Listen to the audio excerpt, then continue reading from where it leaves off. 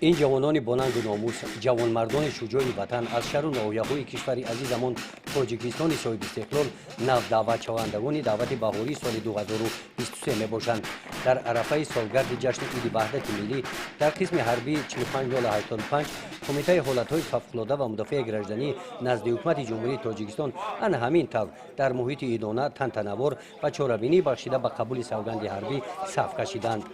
در این چاره‌بینی نمایندگان از کمیته حالت‌های فوق‌العاده و مدافع گردنی نزد حکومت جمهوری تاجیکستان، از ریاست حالت‌های فوق‌العاده و مدافع گردنی ولایت خرلان، نمایندگان مقامات اجرایی حاکمیت دولتی ناحیه به نام میر سید علی حمدانی، والدان نوسکران دعوت شدند. با آغاز مراسم قبول سوگند حربی نو دعوت شوندگان با مسئولیت بلند وطنداری اظهار نمودند که قانون‌های جمهوری تاجیکستان و آیین‌نامه‌های حربی را رعایت نموده به خلق وطن صادقانه خدمت می‌نمایند. سوگند می‌خورم سربازی با شرف با انتظام دلیر و هوشیار باشم، وطن را همچون مادر عزیز بدارم، محافظت بکنم و نجات بدهم.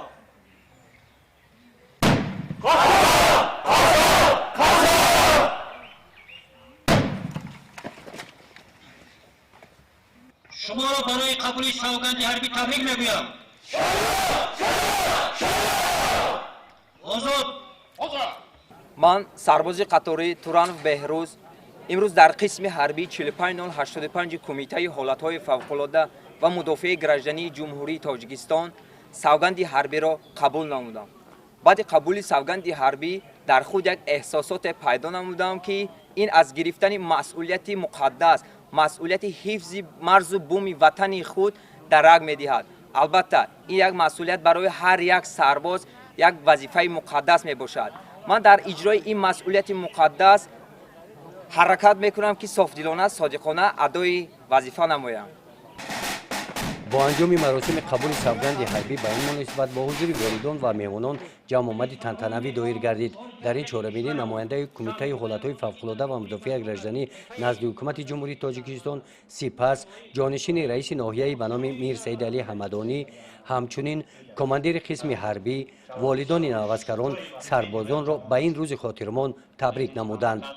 در برآمدها قید گردیدند که خدمت در صف قواهای مسلح جمهوری تاجیکستان برای جوانان مکتب جوانمردی محسوب یافته در روحیه وطن دوستی و وطن پروری، خودشناسی و خودآگاهی تربیت نمودن خدمتچیان حربی و برای آنها مهیا نمودن شرایط خوب خدمت، اینچنین رعایت طلبات‌های آیین‌نامه‌های حربی مهمترین سمت سیاست مدافعی کشور محسوب می‌یابد.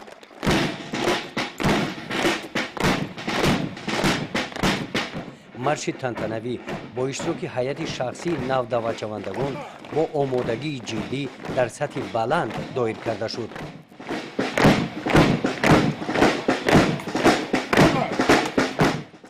در انجام چهاره‌بینی قبول سوگند حربی در قسمت فرهنگی آن کارمندان فیلارمونیای مردمی به نام آدینا هاشم با برنامه کنسرتی خاطر اشتراکچیان را باز هم بالیده گردانیدند.